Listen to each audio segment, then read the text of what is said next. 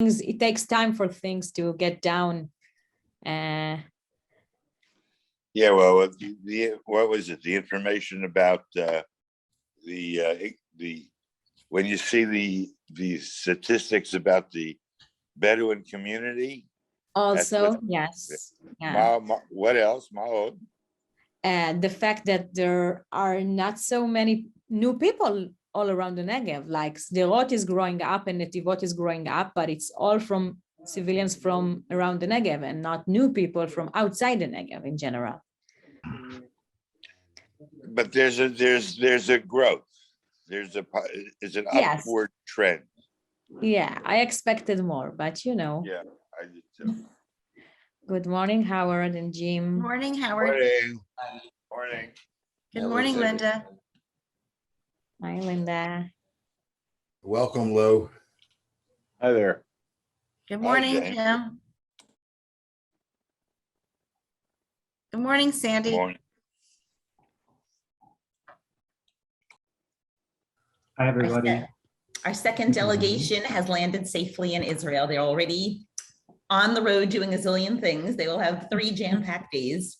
Yeah, I already got a picture from Lisa, their bus driver from 2 years ago. Oh my goodness, so excited for them. Yeah, it's like being in the army, like 3 days. It's a crazy delegation with a crazy schedule. Good morning, Yeah, Jerry. Are you going to meet with this one, Odelia, also, or? I'm not so sure now. Yeah, I have a friend who's also trying to go to Israel. Her daughter's giving birth soon, and she's still waiting for. She was supposed to be there already, and she's still waiting for her approval. Because of COVID. Delia, where are you located? Maybe I can meet you when I get there in a few weeks, God willing. Be'er Sheva, in the Negev, actually, in Be'er Sheva. Okay. Actually, we met a few. I think we met your daughter at the last delegation. You definitely met my daughter. Oh, okay. So nice Yes, to that's hear. Haley. Oh, Yeah. so you're Ellison, and everybody Allison. gave her a hug, and everybody knew her. She was like over there with the uniform of the army, and she was so excited to see everyone. So now I figured this out. Yes.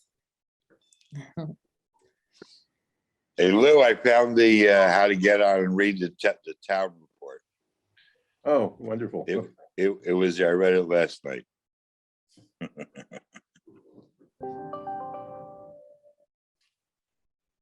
Good morning, Ken.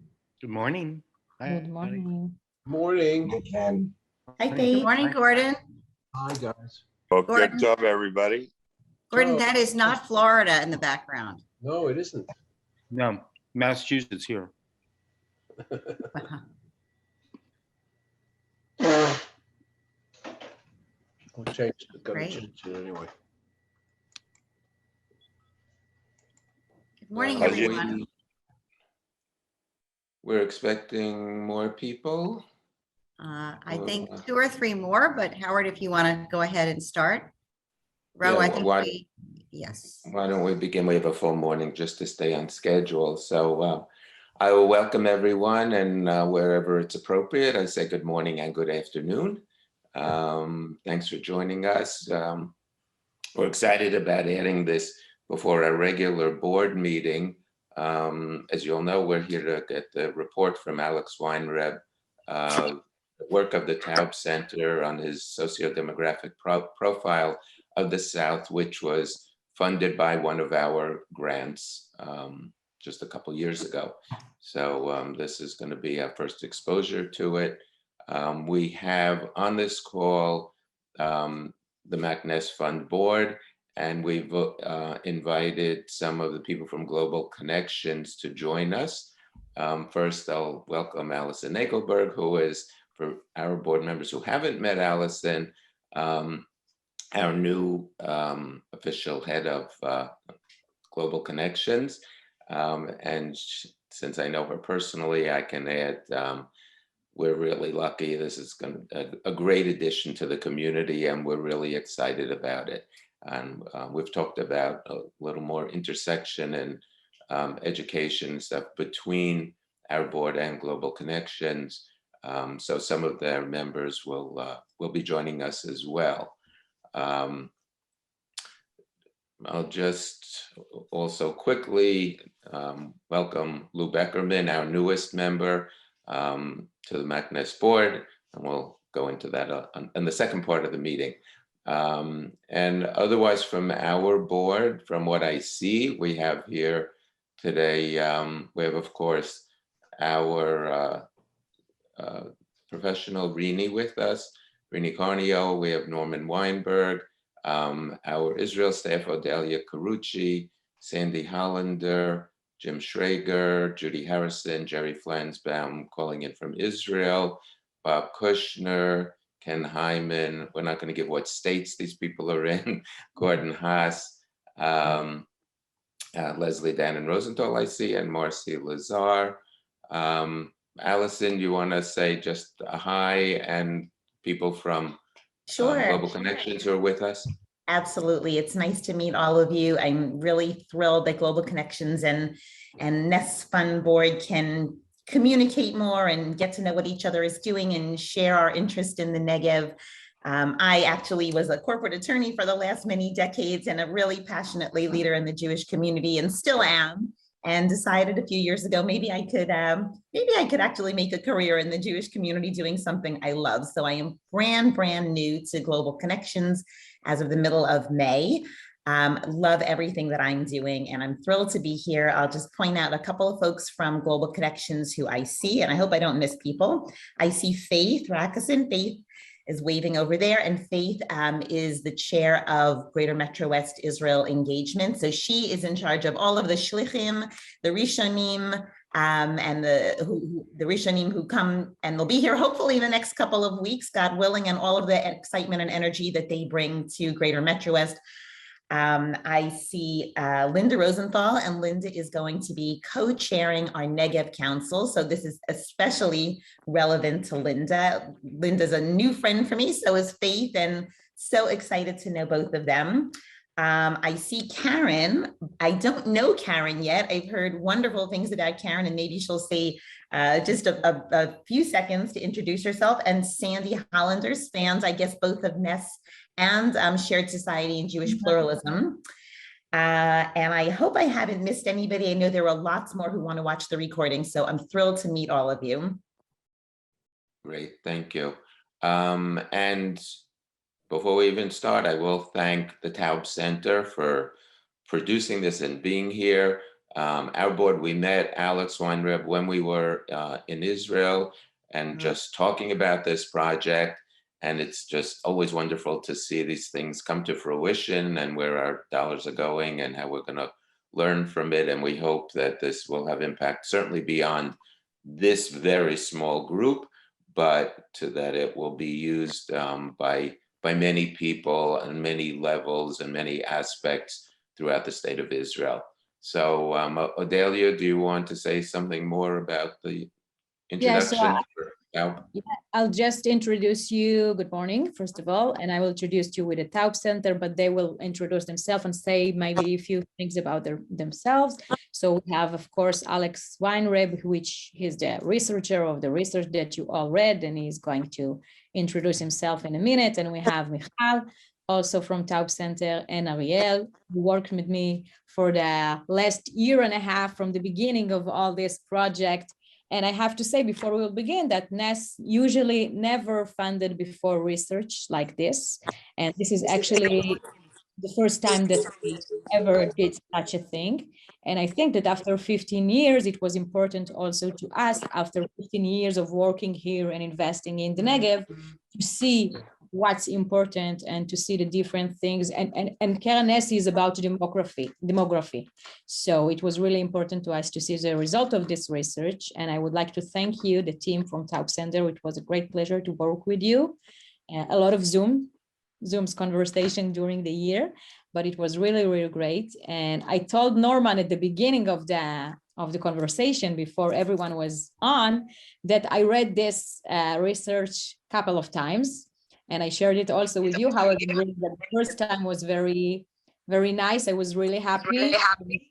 I said, oh, those are great news. This is great news. Like, I like what I see. And then I went to sleep and I woke up really depressed from what I saw. So I guess you should. And then I talked to Alex and I was happy again. So it was like, I think you should read this research not one time, and it takes time to realize and understand everything that Alex will explain to us right now. So thank you, Alex, for everything that you have done. And let's take a minute to introduce you guys from Taub. And yeah. Can I just add one thing for perspective? So some of the people who weren't even with us then, we originally went to have an educational session at the Taub Center a number of years ago. The Taub Center's been around, well, they can say themselves, but for a long time doing amazing research. And we thought this would be just of interest while we were there. After hearing what was a fabulous report, we felt, well, this is great, but it doesn't really speak specifically to the work that we're doing in the Negev. And so it was really with communication and talking with the Taub Center that they said, well, you know, if you need something more specific, how can we, you know, be your partner and work with you? And that's how this study then came forth. So, okay, Alex, you're gonna take it over, or Michal, whichever, it's yours. Yeah, Alex, do you want to get started and I can jump in or fill in as you Sure. So firstly, thank you. Thank you so much. It's great to be finally presenting this. I'm sorry that that we're not doing it in person. It's always much more preferable for me, but these are the days of a different format. This is also I just want to. I want to preface what I'm gonna present with. Firstly, this is going to be much more of a conversation. So I've got 25 minutes or so of formal presentation, but please jump in and ask questions, and I'm very happy to work with that format.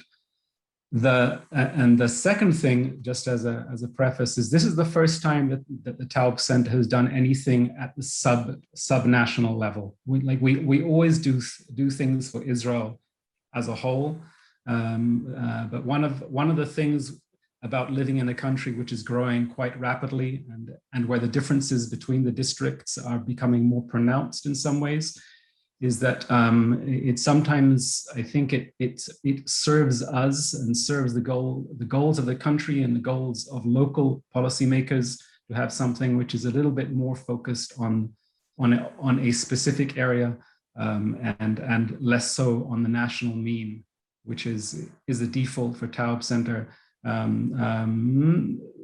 We have, and finally, that since we've done this and started talking to people about it, there is much more interest from other actors to have something parallel on the north and on other areas of the country. So it's a credit to MacNess basically that you sort of stepped in to fund something which I think is going to serve as a precedent for other groups which are interested in different parts of the country. Let me share my screen, and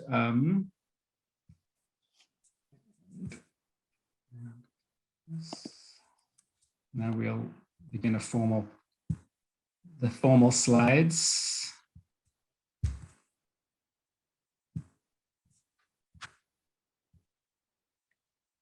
That one. All right.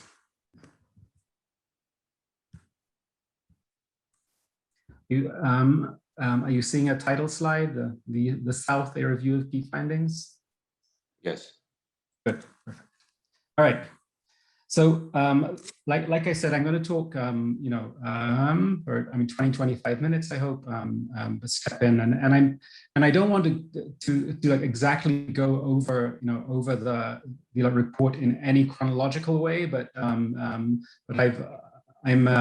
picking and choosing what I think are some key themes which I think can help us. And these are sort of key points which jumped out at me and I think are helpful. So in broad terms, the talk is going to be divided into these three parts. First talking a little bit about population diversity. There are some ways in which the South is quite special. The second is trying to figure out what the changes in the composition, and which is really important for thinking about the changes in human capital as we move into the future. And the third thing is really thinking about ways which we can break out of what I think is somewhat of a stranglehold of development thinking in Israel, which is thinking only high tech. High tech is the only path out, and I think that's for all of the importance of high tech in Israel, it can only ever really be an employment possibility for no more than 15% of the population. So we need to think of other ways in which we can provide people with meaningful and well-paying work. All right, so part one, not to ruin the story, but I will ruin the story. There are three basic points which I'm going to lay out here. One is that the South has the fastest growing Arab population, or has had the fastest growing Arab population of any district in Israel over the last 20 years, but that has now slowed down.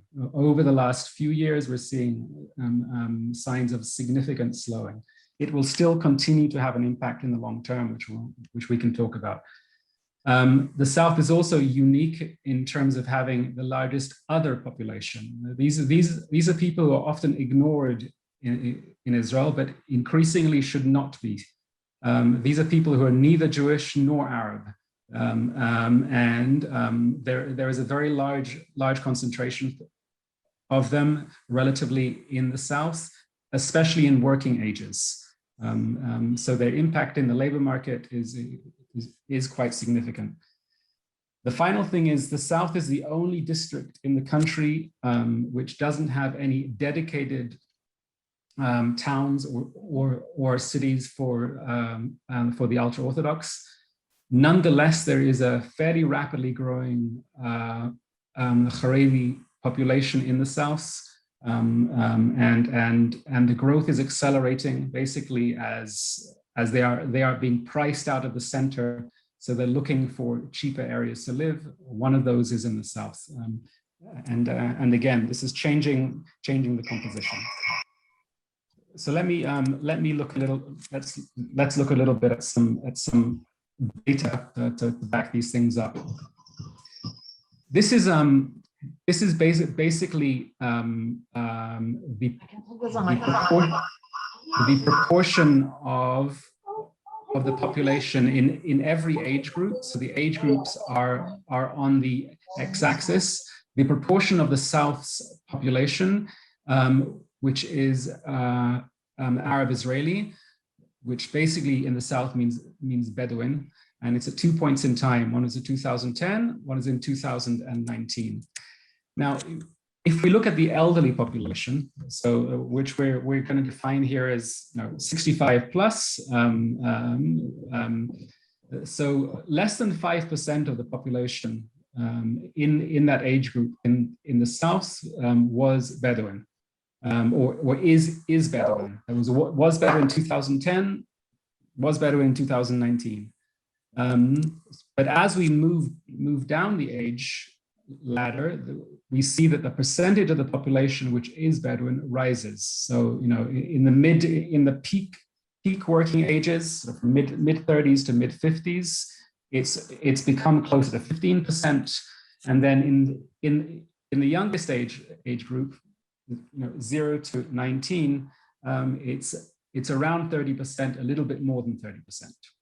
So there's been a massive transformation, from 5% basically of those who are elderly now, which means that 40 years ago, when those guys were entering the labor force in their mid 20s, they were roughly 5% of the population, with certain assumptions. Now they're 30%. That's a very, very dramatic change. But the other thing which I want you to pay attention to is how it's flattened out. So it hasn't continued to rise. It was rising for many, many years, and now over the last 10, 20 years, it's been flattening. So the very rapid growth in the Bedouin population is not going to continue, or certainly not going to continue at the same speed. That's one thing.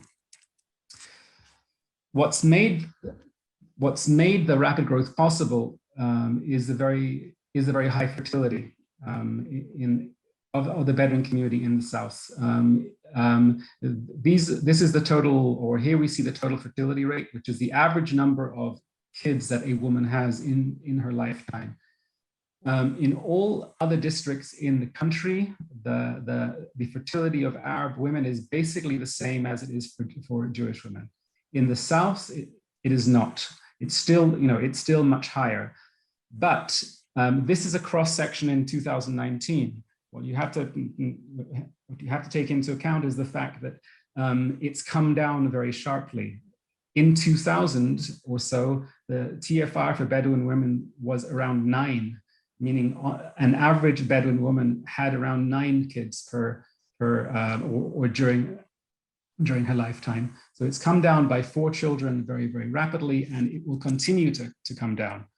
And the reason that I say this is because, and this is not in the report, this is from other work that the Taub Center has done. When we look at the educational attainment of boys and girls in Israel over the last 15 years or so, and we break them into sectors. So focus on this right hand of the graph. Those purple dots, or sorry, not purple dots, purple squares, at least they're purple to me, tell us that in 2006, about 6% of Bedouin boys and girls who were in high school were specializing in the high level tech sector. So that basically means that they were doing the maximum number of points for math, and they were doing one more science. By 2017, look what's happened to Bedouin girls. Like more than 20% are in the high tech trajectory. It's an extraordinarily rapid change in the focus of schooling, and all over the world, those sorts of transitions lead to rapid reductions in fertility. So when I say that the fertility of the Bedouin women was 9, it's now come down to 5. It'll continue going down to 3 or so over the next 10, 15 years. It's more of a problem that we don't see the same rise among Bedouin boys, and again, that's something which we can talk about. But the increasing gender tensions in the Bedouin community, I think, is going to be one of the storylines for the next 10 to 20 years. All right. Next, I want to turn to the other population. So the green figures on the right here. This is the percentage of the population in the south by age, which is neither Jewish nor Arab, and here we see basically that as of 2019, roughly 10% of people in the south aged 45 to 54 were neither Jewish nor Arab. And later, when we look at labor force participation and things like that, we'll see that this population, they work longer hours, they work more hours, and they work in some of the skilled sectors, which the South, I think, has a comparative advantage in. The final element of this population diversity, which is quite unique in the South, is the fact that even though there are no Haredi cities or towns in in the south, although there is talk now of setting one up. When we look at the percentages of the city population, so you see the total population by major city or town in the south. That's the first column. The second column is the population which considers itself to be, which is counted as Haredi, as ultra-Orthodox. And then we've broken those down into the percentage which is associated with one of the different Haredi streams. And again, that's important because the labor force participation norms of different Haredi groups varies quite significantly. And basically, the Sephardi Haredi are much more likely to work. But to the extent that the composition of the population becomes more Hasidic and more Litvak, then the labor force participation and the percentage of kids that are having a good secular education falls. So if you look, for example, at like Arad, it's a small population, but 96% of the Haredi population in Arad belongs to the Belt's Hasidic group, and now they're now buying up increasingly property in Dimona, which is not reflected here because it's a more recent event. But anyway, this is something which is going to be changing over the next 5 to 10 years, and there is quite a lot of pushback from certain activists in the South, and it does sound to me a little bit like the NIMBY movement in the US. All right, so that's the first part. Any questions? Do you want me to stop or do you want me to continue? I'm going to continue. Non-Jewish populations, the non-Arab population at 10%. Who makes that up? I'm sorry, I missed the first part of the question. The non-Arab, non-Jewish populations, who makes up that 10%? Okay, it's mostly Russians or people, or it's migrants from the ex-Soviet Union, mostly. And it's people whose halachic status is not Jewish. So they came to Israel either because they had a Jewish grandparent, but they could not show that they themselves were Jewish, or they came as the spouse of someone who had the right of return. That's the population. So this does not include labor migrants who've been coming here and who stay for a couple of years. This is people who are permanent residents of Israel. They're citizens, but they have not satisfied the Ministry of Interior's criteria for being Jewish.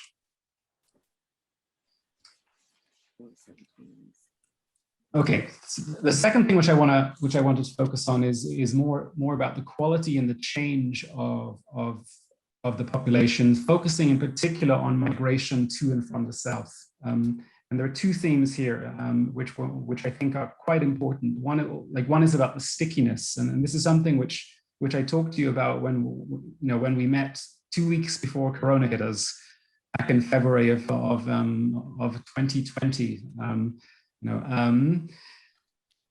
And the second is the appeal of the South to first-gen college-educated. I'm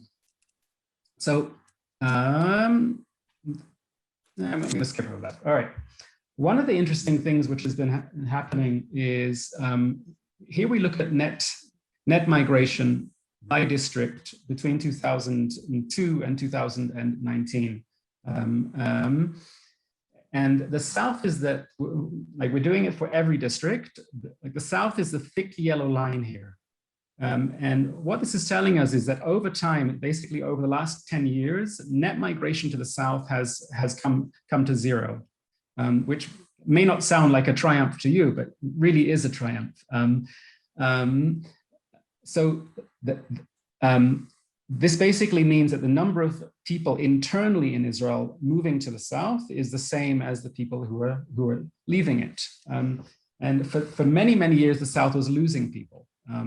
So this is in itself a testament to the fact that that it has become increasingly appealing. I mean, it's either pulling in more people or there are fewer people leaving it. But either way, if you compare it to the dark blue line below, which is Jerusalem, Jerusalem consistently loses more people than it gains.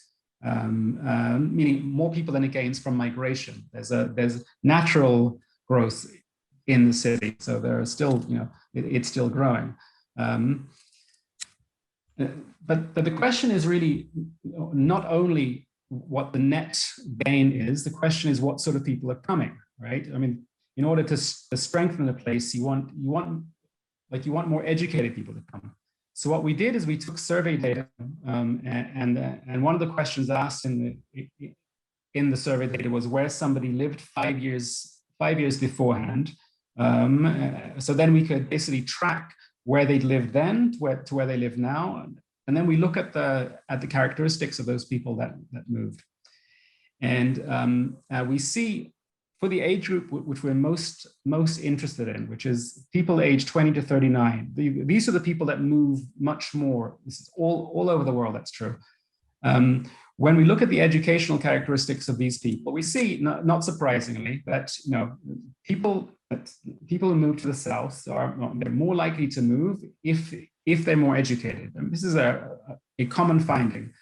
Migration is selective on education. But here's one of the neat things. It's like when we look at the characteristics of people that left the south, we find it's less selective on education.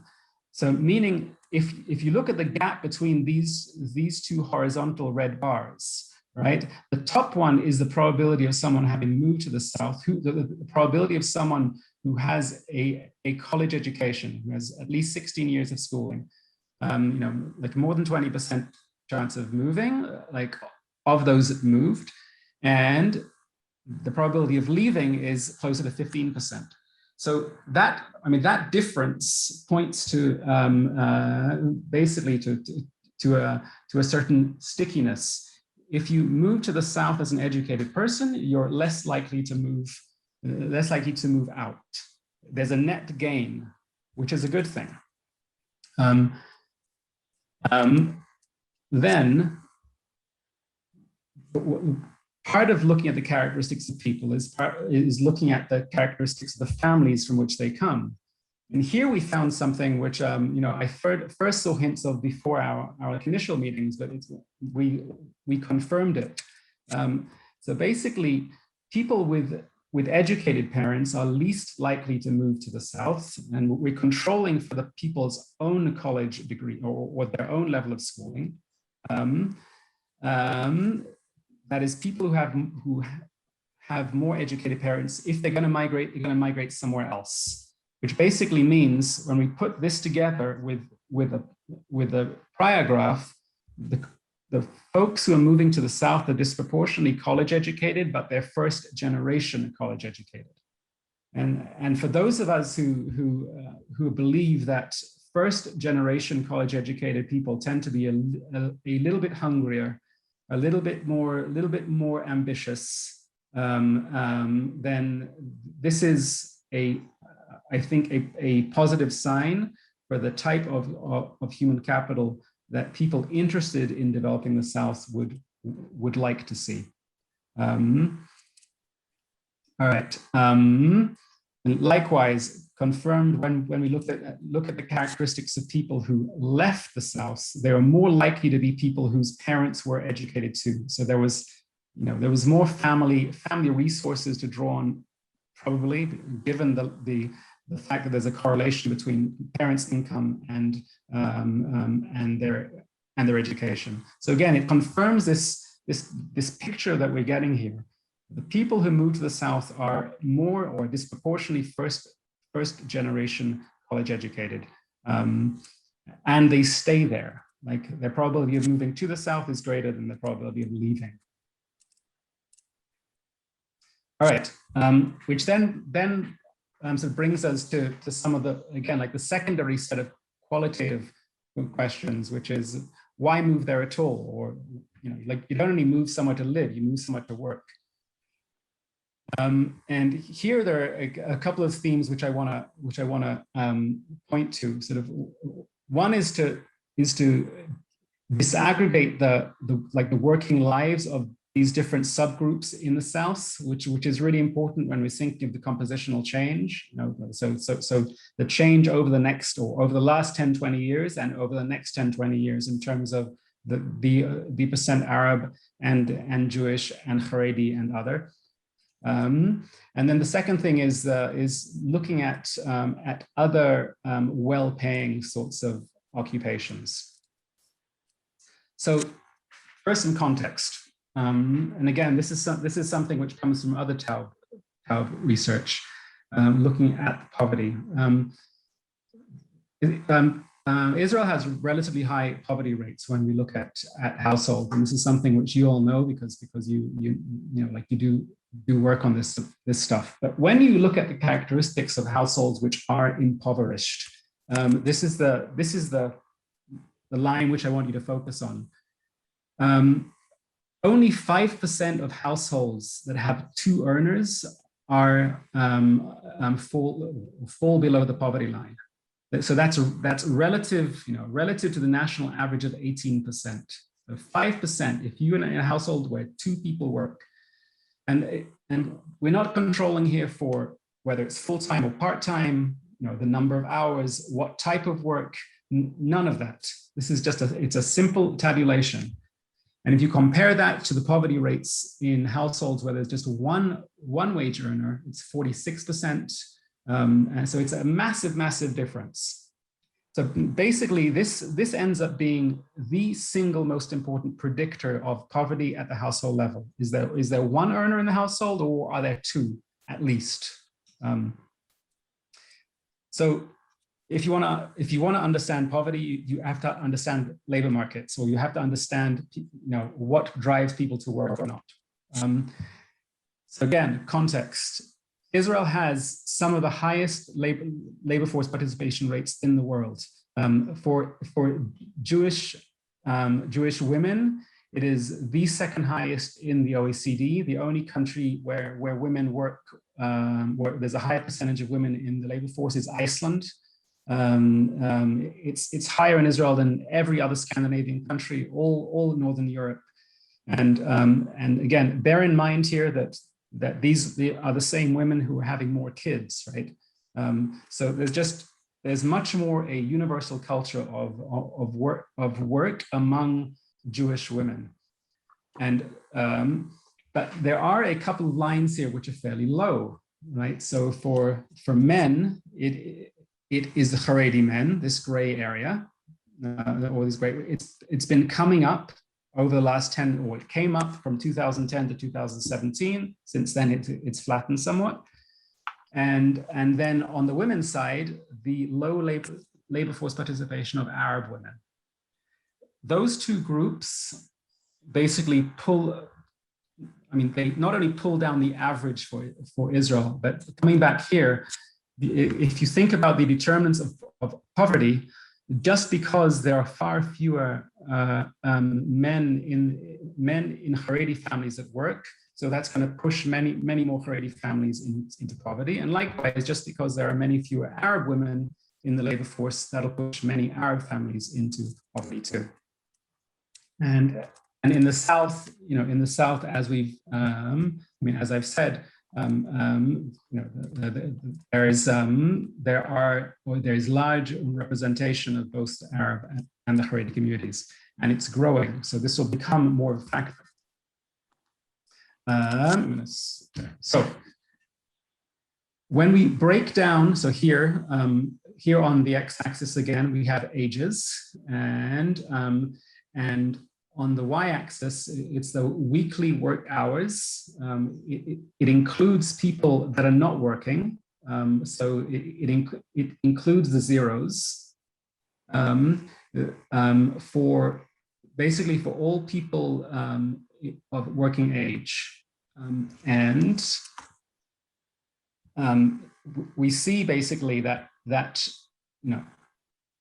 in terms of number of hours worked, it's much higher for people in the other group who are neither Jewish nor Arab. Next highest for Jews, next highest for Arabs. That's among men. For women, it follows the same pattern, but very low for Bedouin women, especially at older ages, right?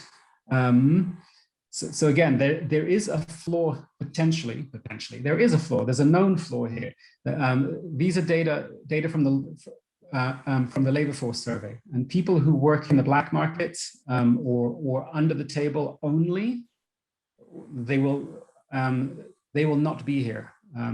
But that would not come close to accounting for the differences between these groups. Alex, I want us to have some time for questions. So yeah. I suggest that you will take 3 more minutes for things that you think Perfect. that are must to talk about, and maybe say something about COVID in terms of the Negev, how the Negev was reacting to COVID in a positive way, I have to say, comparing, and then we will open it to questions. All right. Okay. So let me just do this then, as the final thing. Like I said, there's quite a bit of emphasis on high tech as a solution or as the panacea to like Israeli development. Everybody wants to be building the high tech center close to them. It's happening in all districts, but there are other occupations where the wages are quite high, which demand a certain level of skill and which can provide like a solid base and infrastructure for stable employment and all the other goods that brings. So here we list basically like a bunch of occupational categories which are associated with wages at least 70% higher than the national mean. And then we wanted to see how these are distributed across the districts. So the top category, scientific and technical, that's basically high tech. The bottom category, manufacturing, this is skilled manufacturing. And this is the area which I want to focus on. When we look at the distribution, that is the percentage of workers in each district in Israel that are employed in one of these three categories, we see that the high-tech sector is really low in the south. It's less than half the percentage of people involved in high-tech as in Tel Aviv and in central Israel. And even with the investments being made in the Negev now, I doubt it's going to climb more than a few percent. But look at the light blue bar for the south. This is the percentage of people employed in skilled manufacturing. Here it's highest. It's higher in the south than in any other area. This is where the South's comparative advantage is, and I think it lends itself, I think, to changing somewhat the paradigms through which we see, what is the optimal way of investing in the South? What sorts of educational programs do you need? It's, I think, something to build on that comparative advantage. All right. So I'll send out the PowerPoint, and you can look through some of the rest of the slides if you want. Final word on COVID. COVID is something which we worked on quite extensensively at the Taub Center during these last during the last year and a half. One of the things which we've done is we generated a sample of 220 different small towns and cities in Israel, and then looked at testing and infection rates and hospitalization. Like the South in general did quite well, and there are a bunch of competing hypotheses out there to explain why. But one of them is a little bit more skeptical, and it's that there was significant under-testing in the Bedouin areas. Which matches what we know in terms of in terms of general access to healthcare. And the other is that because the Haredi population in the south is somewhat lower than in many other areas, and infection rates were much more concentrated in Haredi population. So that also explains part of the relative advantage of the south in terms of infections and hospitalizations through COVID. The initial stuff which we've been seeing on labor and income, which is we don't have final data on those now, but the initial stuff is that there was less of an effect in the south than in many other countries, especially parts of the country which rely more on tourism, which were which were hit very hard. The south is less reliant on that, with the exception, of course, of Eilat. But I think I'll leave it there. I have some other stuff to show you if and when it comes up in questions, but I'm looking forward to those. Thank you again. I can't believe I talked for that long. I have a question. Thank you, Alex. Go ahead, Ken. Yeah. Thank you, Alex. You didn't mention it in the presentation, and I know you just have a couple of moments, but in your report, obviously you talk about the military relocation. And because a lot of that, it seems, is just, even though it's been going on for a number of years, a lot of it is still in the future in terms of how complex that's going to be. How do you expect that to change the demographics in the South going forward? Honestly, I think it's only going to have a marginal effect. There are 1.2 million people in the South. It's like you move bases and you move, let's say, 2,000 people to be, meaning 2,000 fairly senior officers or people who are in the permanent army. Like you move them and their families to the South. It's going to have an impact in particular points, but given the characteristics of those people, they're more likely to settle in places where there's already a fair concentration of people like them. So I don't think it's going to have that much of an impact on the demographics. I think what it could do, and this is, I'll say one more point, is the expansions of the military which have happened up to now. My understanding is there are quite a lot of people who serve in the South, but they've maintained their residences elsewhere in the country. So even if the army conditioned the movement, or they're taking a position by saying you have to physically move your abode, your family to the South, I'm not sure it would have an effect. Like the more hopeful and optimistic answer is that, especially by moving the tech sector, so like intelligence arm of the army is moving southwards, especially that, and then moving major Air Force base, you can have a multiplier effect on the tech hub, which is being built like around Beersheba. So you could have more an effect on the employment sector long term and on the local investment scene long term. But just demographically, it's a drop in a bucket because it's 2,000 people as opposed to 1.2 million.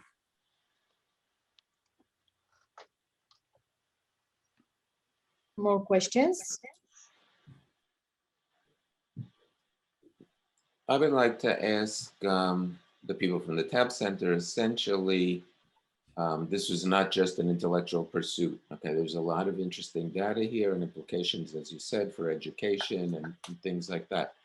So what's your next step in terms of how do you get this information out to the appropriate sources, whether that be, the government, different nonprofits,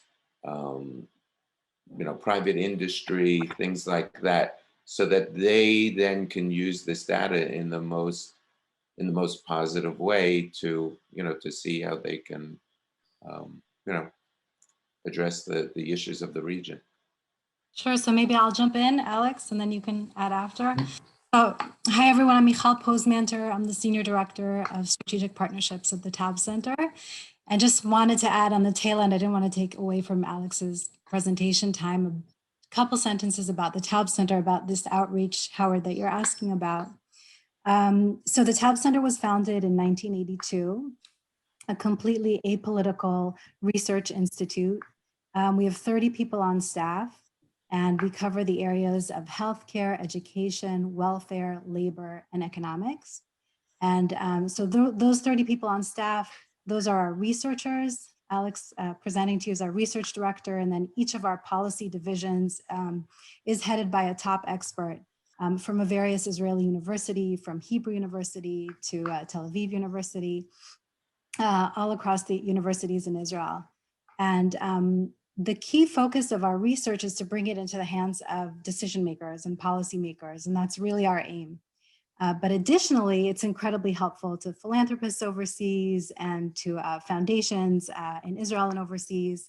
And so part of the 30 people on staff is a marketing division that is very strategic about the marketing that we do, and creates a marketing package for every single piece of research that we create. And so one was created for this research as well.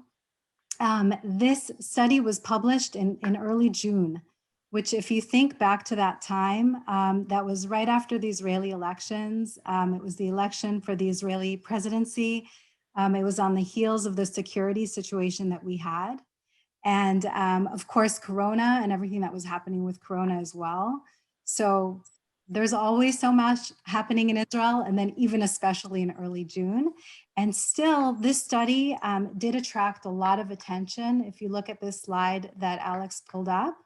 So there were 9 media mentions. It's really interesting that there were 2 in Russian as well, 5 in Hebrew and 2 in English. It was mentioned on the radio.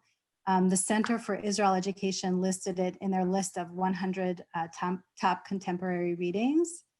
And Professor Weiss recognized the MacNess Fund for making this research possible in his interview with Southern Radio Darom. And our outreach continues. So it's not just that this is published and that's it. We will now continue next week. There's going to be another round of outreach to policymakers about this study. And Alex, I don't know if you want to add anything else to what I said. I mean, yeah. So this is, like I said, this is a new venture for us going to subnational. But one of the other things which it's triggered is it's going to be the baseline for trying to think about some of the structural determinants of crime, and especially gang stuff in the South. So that in itself. So what we're planning to do, in addition to this, will, I hope, provide a basis for some more active policymaking with a government which is much more responsive now to the sorts of concerns which have animated people in the South than the last government was. So again, like Michal says, there are active plans getting in touch with the new ministers right before they decide or as they're deciding what their tack is for dealing with all sorts of issues. And the South is certainly up there.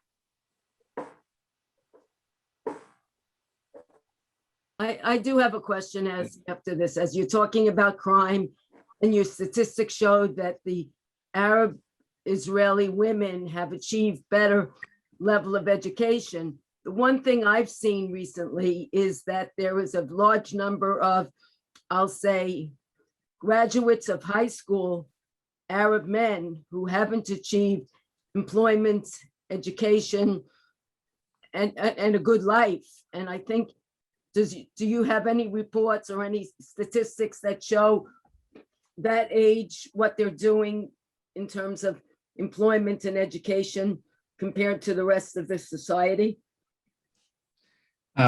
So yes, so we're working. I mean, this is something which we've been focused on at the Taub Center for quite a long time. We have a very active labor market research team, and obviously there are major differences between Jews and Arabs in terms of occupational structures and of labor force participation in general.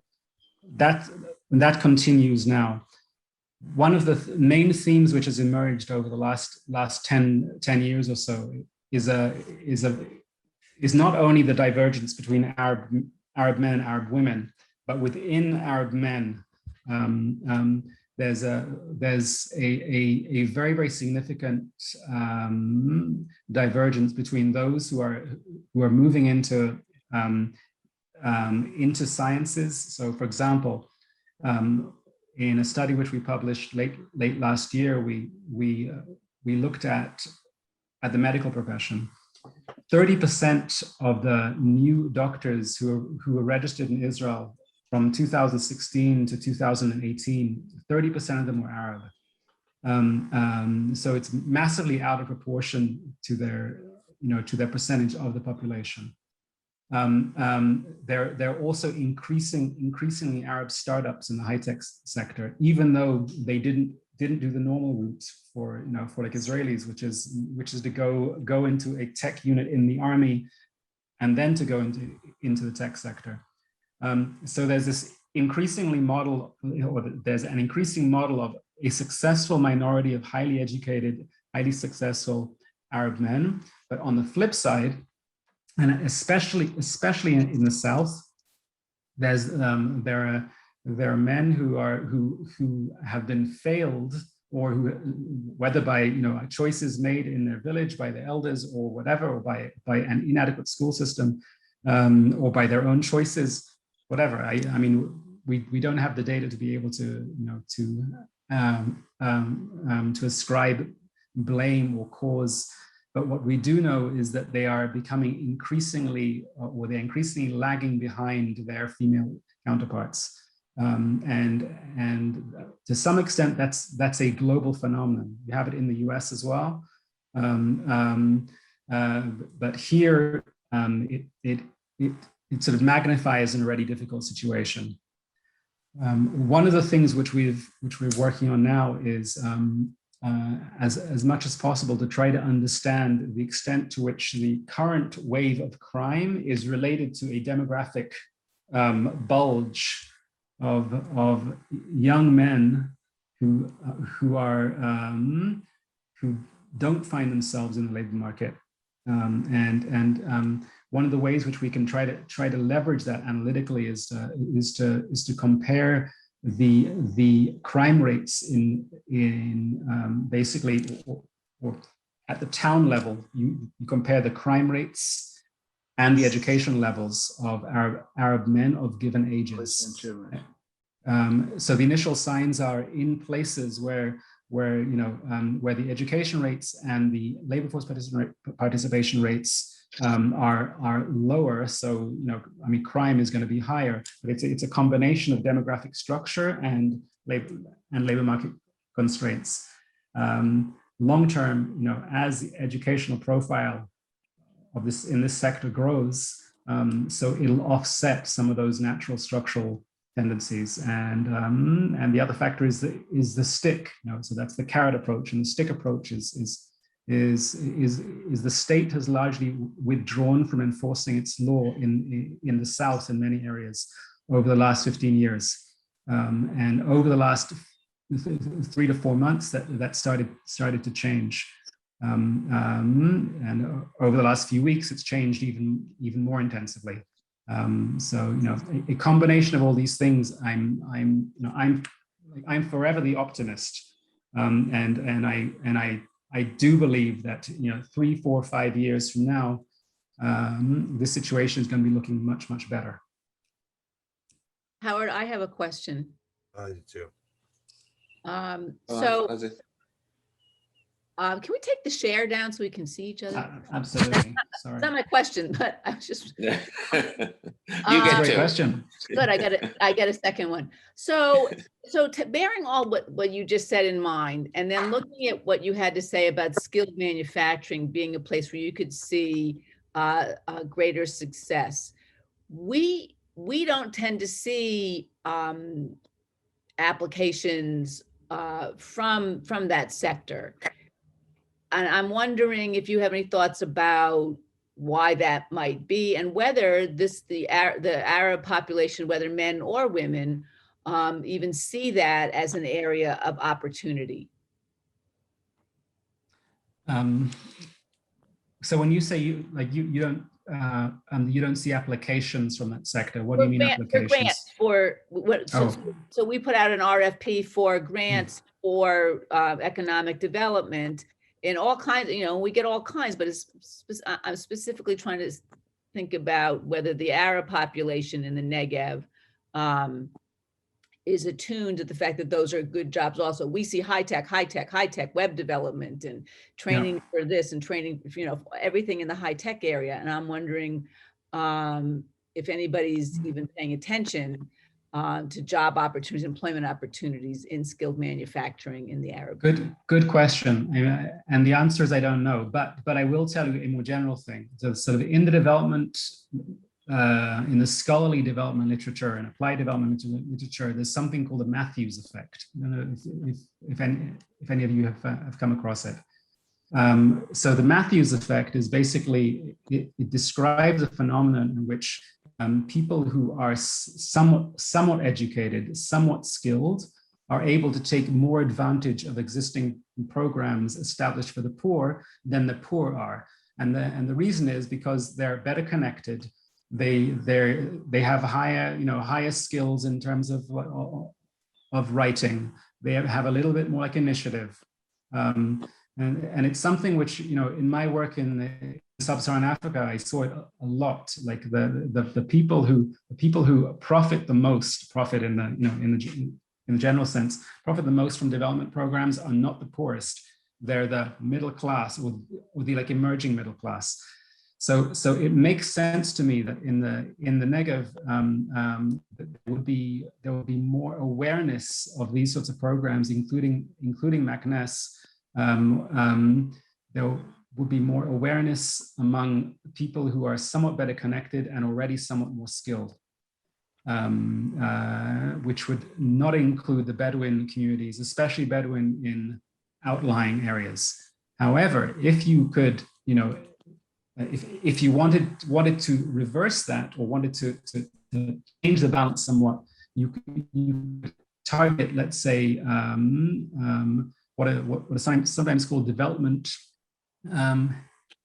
entrepreneurs, who would be let's say Arab students in campuses in the South who are interested in fostering certain sorts of things. And that would be one way, I think, to generate an uptick in applications. I guess the last thing I'll say there is that when one slide I didn't show you, but it appears in the report, is when you look at the composition of the people who are involved in that labor sector. So in the skilled manufacturing, it's predominantly secular Jews and other. There's very low representation of Haredi, and there's very low representation of Arab men, zero of Arab women. In part, as you all know, networks are one of the ways which people get jobs. That's true in the States. It's true here. If you know someone who works in a skilled place in a factory, it's not only because they can provide you maybe with the opportunity to interview. It's like they know the job exists. Or you see somebody who's made it out of your community to be doing that. So it's hard to break down those. It's hard to get the first person in. That's the law in development in general. All right, the question and the comments you made about, and Leslie asked about, can you, in your overall description. You mentioned the influences of the changes that have happened in the Negev. One of them is the army. The other one is the transportation. That's all public sector. You also mentioned for private sectors, but I didn't see any illumination about which private sectors are the actors in the Negev. Can you illuminate us a little on that? So I can give you a little light, like AAA battery size light, like it's not very, very bright.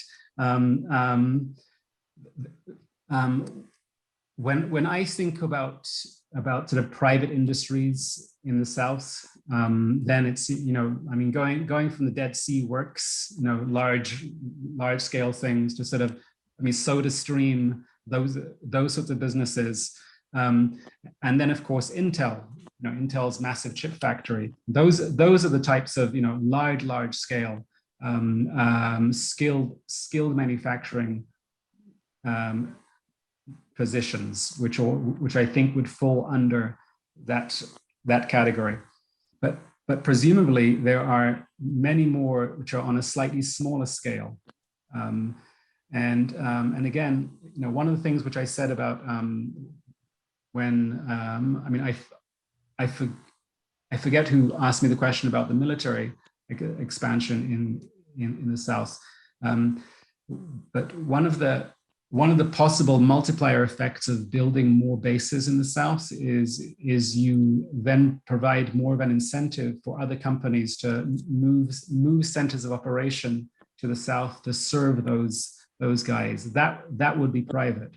One of the long-term consequences of increasing and improving the transport networks, which link the South to the center, is you lower the costs of transport. So you increase the incentive of private businesses from investing in the South.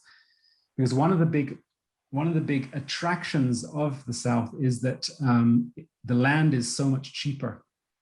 And that's the thing which can be leveraged, I think, by the private firms, which over the next 10 to 20 years are going to want to invest.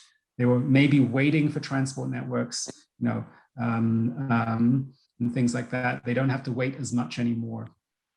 Land in Israel, if anybody's been following real estate prices here over the last 10 years, it's insane. Like a lot of people made a lot of money, but that was less true in the South and less true in the North. They're still about 60% of the price of things in the center, and for empty land even less. So yeah, beyond that, I can't point to anything specific. And you also mentioned I read the influx into the Negev. What do you envision the effect of that increase in Haredi population would be on the Negev in general?